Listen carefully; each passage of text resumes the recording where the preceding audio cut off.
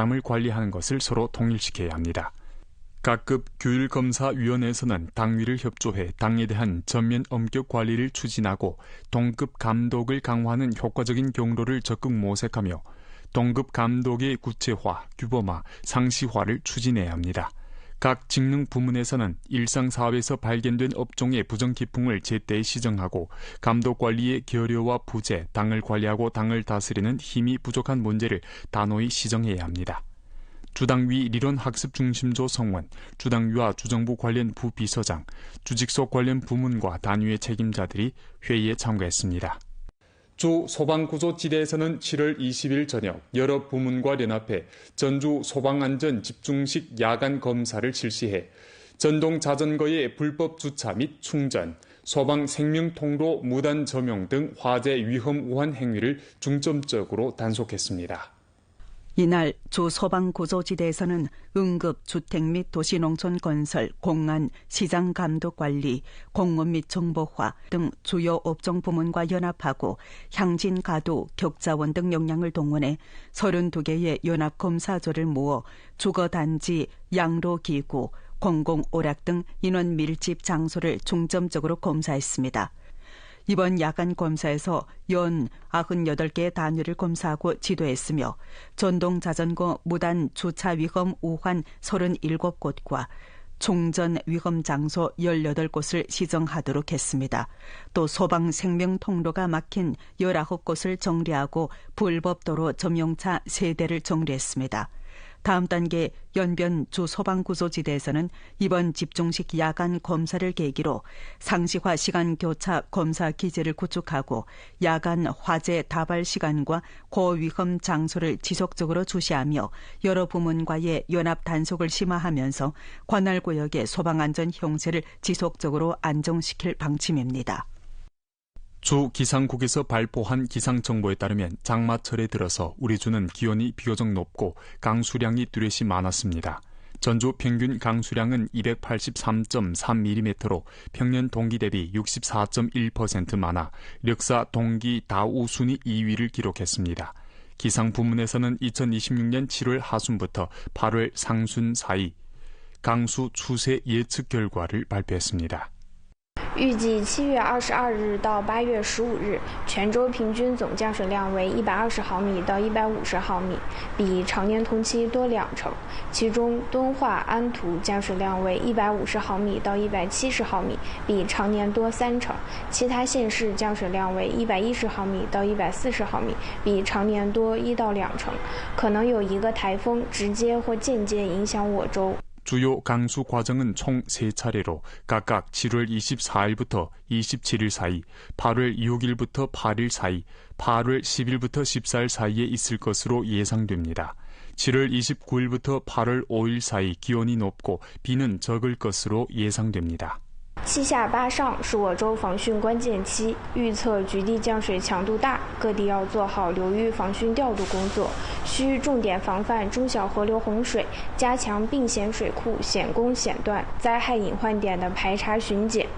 各地要注意防范强降雨可能引发的山洪、地质灾害风险以及城市暴雨积涝。 预测期间雨量多，但有阶段性高温少雨时段，可能出现阶段性干旱。各地在做好排涝排湿的和病虫害防御的同时，积极开展抗旱准备工作。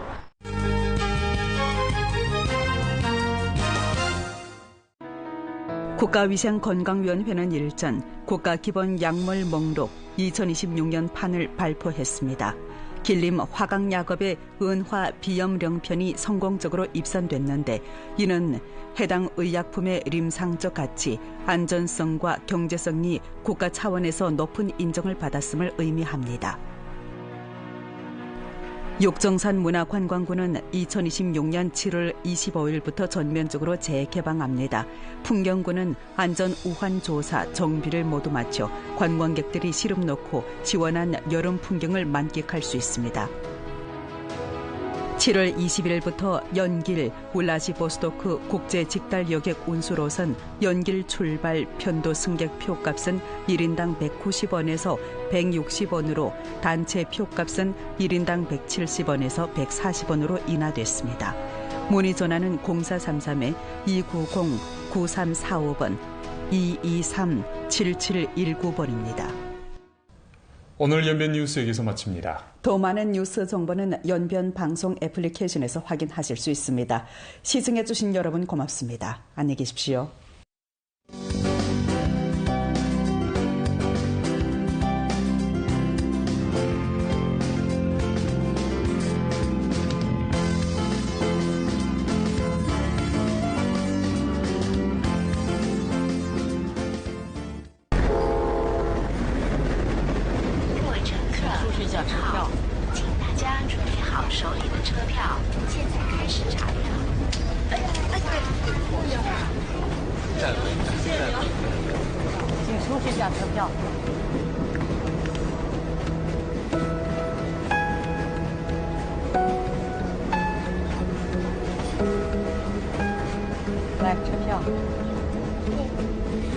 让你讲，不好意思，你不是有座位吗？大爷他年纪太大了，我怕他一直站着身体受不了。来，车票。我就是站票，然后人来了以后我让他。您拿好。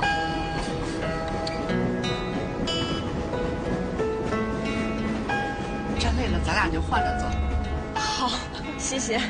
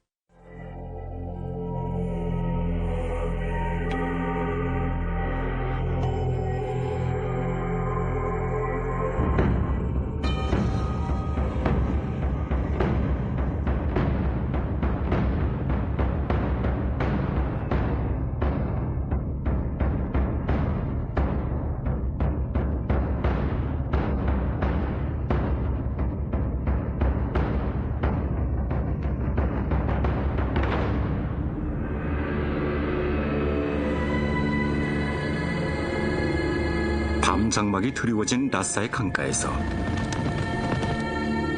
별이 총총한 하늘을 무대로 삼고 산천을 배경으로 한 대형 공연이 화려하게 펼쳐진다.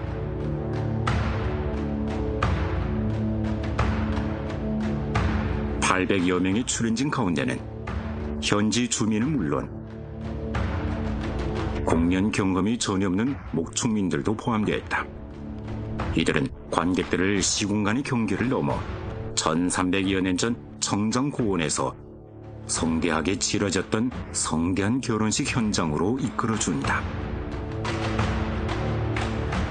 오늘날 사람들은 토본에 대해 이야기할 때마다 당나라 역사에 깊이 새겨진 화친 이야기를 자연스럽게 떠올린다. 그때로부터 고원의 북소리와 중원의 사죽소리가 어우러져 두 민족을 단단히 이어줬으며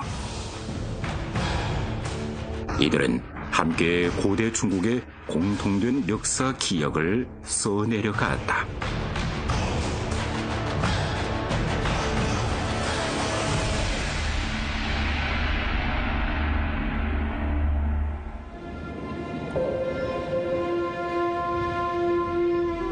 서장 산남의 총가의 하곡에는 우뚝 솟은 언덕들이 목열산 중턱부터 강변까지 길게 뻗어 있다.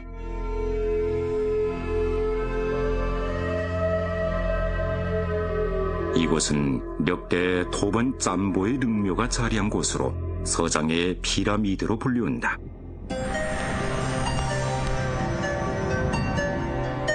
기원전 1세기 전설 속에서 하늘로부터 내려왔다는 예치 짬보를 시초로 수십 대에 걸친 짬보들의 꾸준한 노력 끝에 토본은 점차 고원 곳곳에 흩어져 있던 크고 작은 부족들을 정복하고 서장의 핵심 지역의 통합을 실현했다. 이 거대한 통합을 이끈 인물이 바로 서장 역사상 가장 영향력 있는 전설적인 영웅이었던 송짠간보다.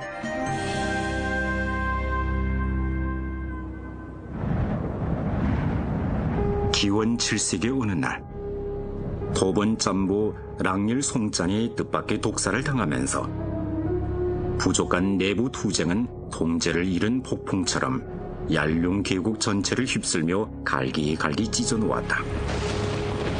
바로 그때 당시 왕자였던 송짠간보는 겨우 10몇 살밖에 안 되는 소년이었다.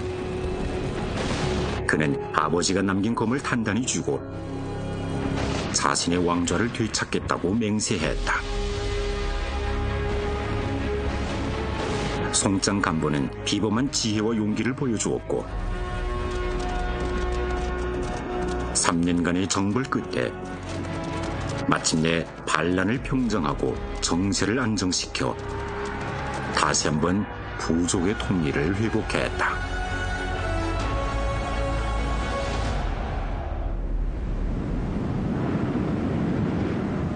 기원 633년 송짠간보는 여러 부족을 통일한 후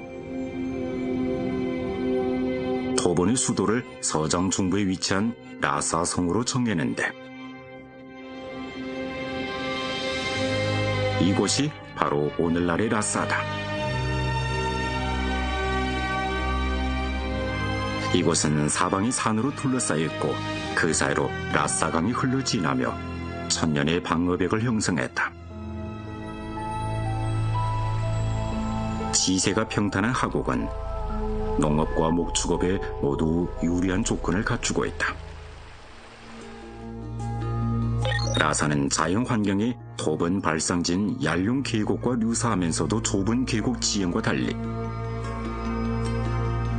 청장 고원의 중심부에 위치해서 옛 귀족들이 세력을 떨치던 얄룡 부족의 세력권에서 벗어날 수 있었고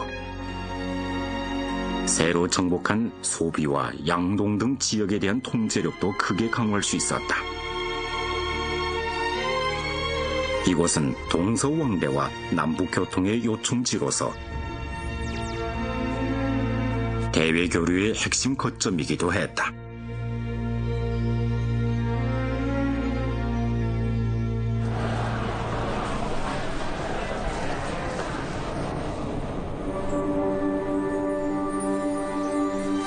현재 라사 시가지 중심의 홍산에는 유명한 부다라궁 건축군이 자리하고 있다. 문헌 기록에 따르면 송짠간보는 수도를 옮긴 후 홍산에 거대한 규모의 궁궐을 건설하기 시작했다고 한다. 바깥쪽으로는 세 겹으로 된 성벽을 쌓고 내부에는 1000개의 궁실을 갖춘 대규모 건축이었는데 당시에는 이곳을 홍산궁이라고 불렀다. 세월의 풍파를 겪으며 홍산궁은 자연재해와 전란으로 인해 파괴되었지만 17세기 제5대 달레라마 때에 이르러 재건 확장되면서 역대 달레라마의 겨울 궁전이 되었다. 이것이 바로 오늘날 우리가 보는 부다라궁이다.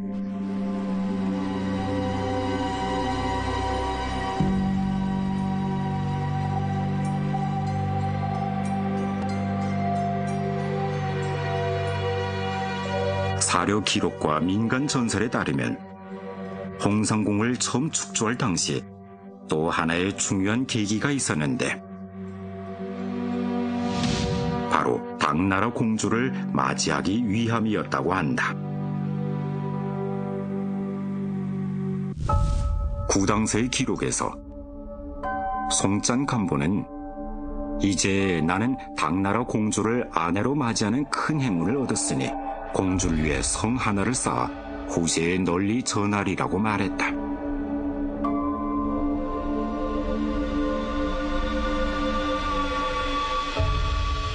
토본의 골기는 정장고원에서 수백 년 동안 계속된 부족 간의 분할 통치를 종결시켰으며 서장 멱사상 최초의 집권 정권을 수립했다.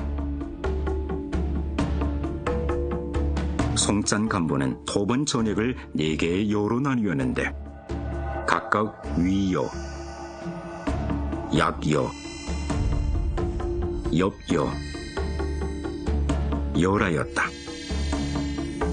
여는 장으로 날개를 뜻하며 각 여는 군사구역이자 행정구역이기도 했다.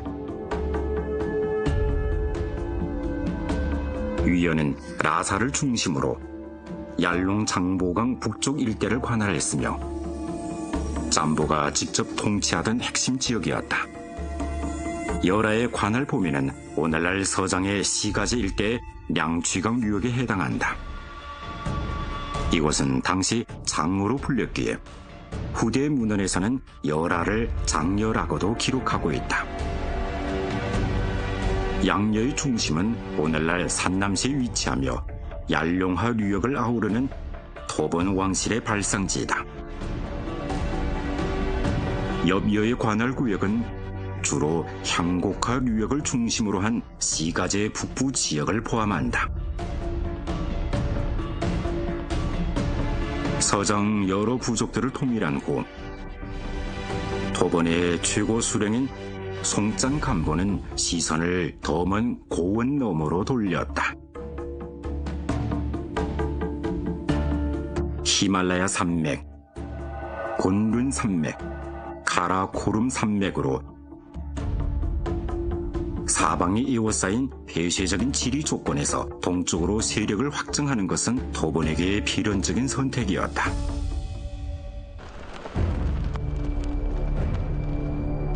기원 630년 당나라 군대는 동돌고를 일거에 격파하고 그 수령인 갈리가한을 생포했다.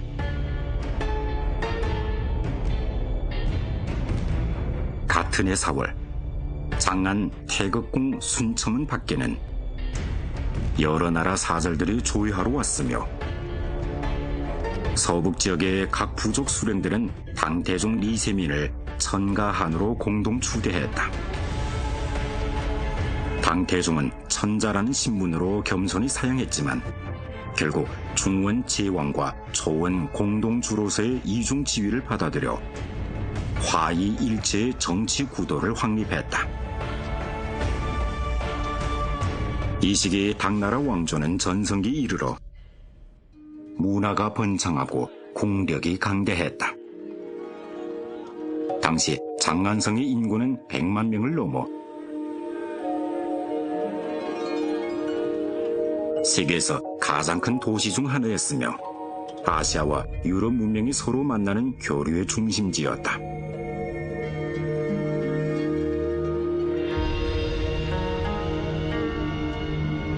웅장한 궁궐과 장안을 감싼 8대 수계는 공동으로 이 세 개의 교차로를 구축했다.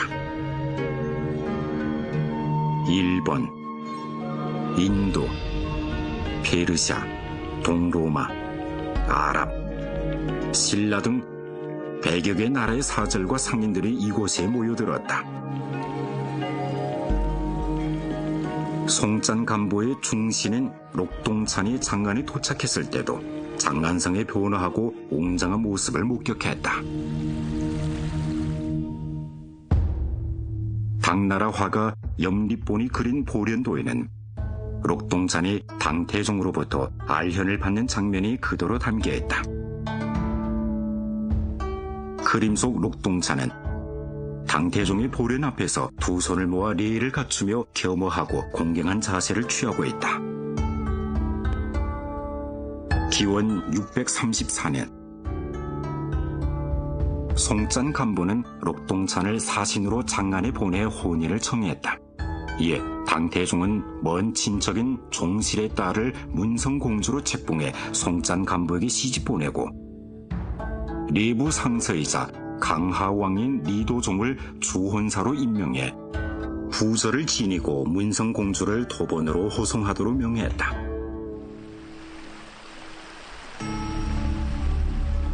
광활한 갸링호에서 차가운 바람이 불어왔다.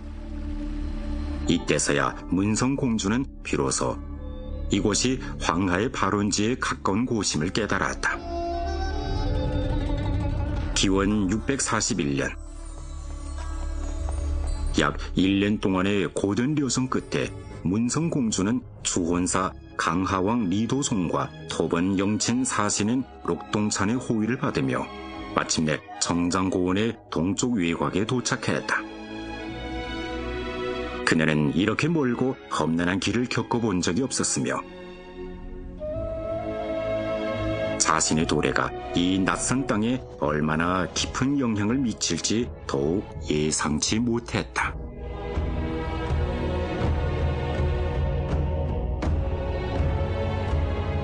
구당서 토번전의 기록에 따르면 직접 갸링호까지 나와 신부를 맞이한 송짠 간부는 대국의 복식과礼법의 아름다움에 감탄하며 송짠 간부는 당나라 공주의 풍모와 기품에 깊이 감동받았다고 한다.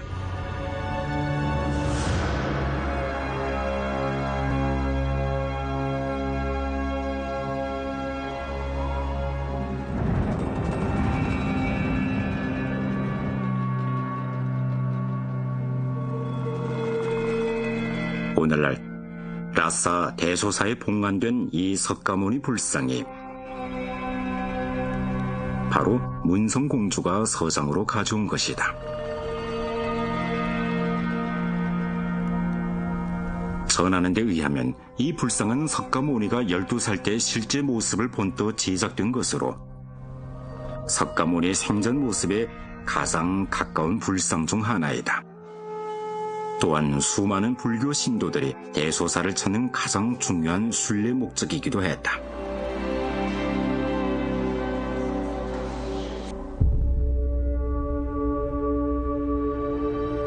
토번 왕조 초기 정장고원에서는 자연 숭배와 제사의식을 중심으로 한 분교를 널리 믿었다. 문성공주가 가져온 불상, 불경, 법기는 정장고원 지역이 원시 종교에서 제도화된 종교로 나아가는 중요한 계기가 되었으며 점차 중국화된 서장 불교 문화 체계를 형성하게 되었다.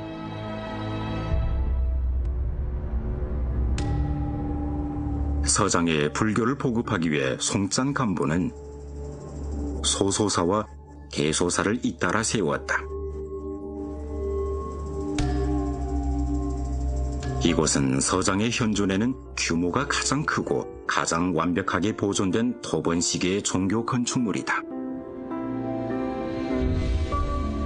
대소사 주체는 서장식 평평한 지붕의 토목 건축물로 흰색 칠을 바른 두꺼운 외벽과 검은 계단식 창틀이 선명한 대조를 이루어 서른 건축물이 지닌 웅장하고 장엄한 기질을 잘 보여준다. 높이 쳐든 처마와 두공은 당나라의 우아한 건축 양식을 참조해 만들어졌다. 눈부신 금색 지붕은 고원의 햇빛 아래에서 성스러운 광채를 뿜어낸다. 금색 지붕 위에 올라서면 발곽과 거리를 한눈에 내려다볼 수 있으며 엄숙한 종교의 분위기와 서민들의 일상생활 풍경이 어우러져 중원과 서장 두 지역의 건축 미학이 조화롭게 공존하는 모습을 완벽하게 보여준다.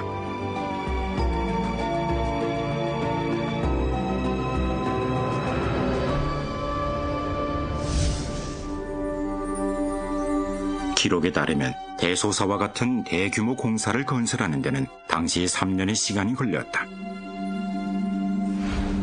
흙과 돌을 운반하는 작업에는 수천 마리의 양이 동원됐으며 이 때문에 초기 대소사의 장의 이름은 라사였는데 이는 양이 운반한 흙이라는 뜻이다. 이후 라사가 라사로 발음되었고 대소사를 중심으로 형성된 도시를 일컫는 명칭으로 자리 잡았다.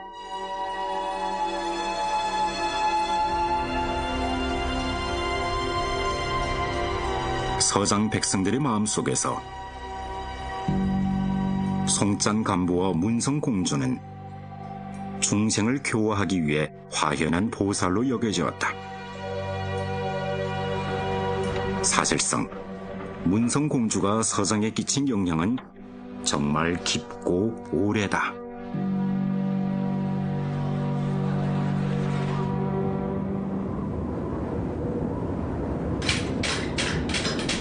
젊은 장인들이 전통 금은 반조 기술을 익혀가며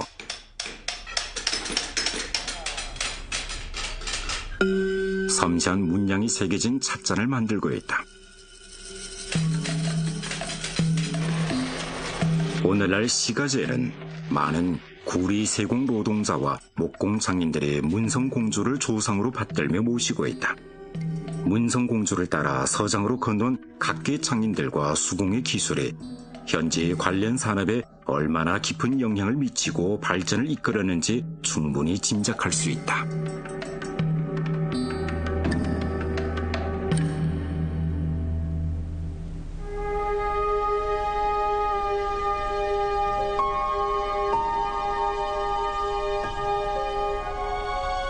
라사시 니모켄의 작업장에서 스된 도제가 전통 공예로 서장 장지를 만들고 있다. 중원의 제지 기술은 문성 공주가 토본으로 시집오며 서장에 전해졌다.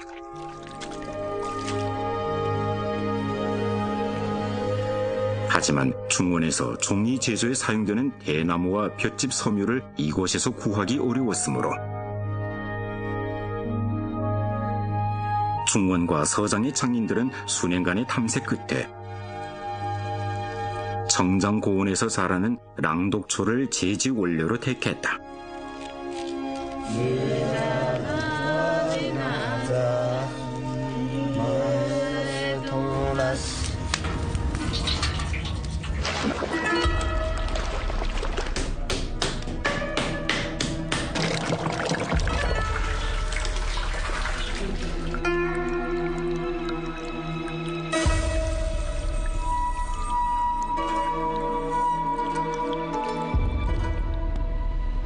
랑독초는 천연 독성을 지녔기에 이 풀로 만들어진 종이는 벌레와 쥐가 갉아먹지 못하고 쉽게 썩거나 변색되지 않는다.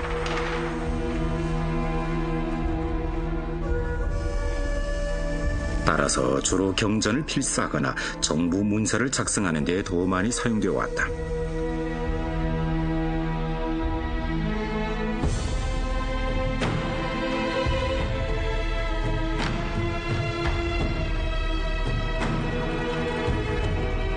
서장 문헌 기록에 따르면 문성공주가 서장에 들어올 당시 104가지 질병을 치료하는 100가지 처방과 5가지 진단법,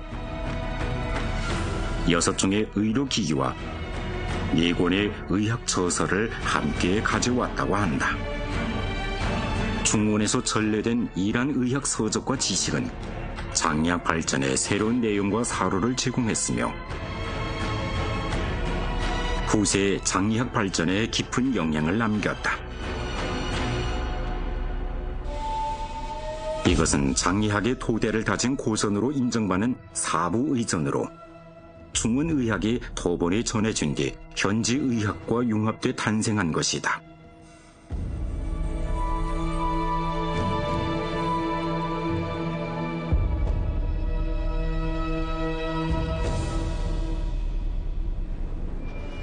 토본 왕조가 적극적인 대외 교류를 추진한 덕분에 중원에서 건너온 의학자 동송강화는 황제의 내경을 비롯한 여러 의학 저서를 장어로 번역했다. 그는 침술과 맥진 등 중원 의술을 도본에 전파했을 뿐만 아니라 도본 의사들과 긴밀히 협력하며 장리학의 발전과 전승에 중요한 역할을 담당했다. 동송강원은 당시 도본 짬보가 하사한 존칭으로 3개 천하에서 가장 뛰어난 인물이라는 뜻이다.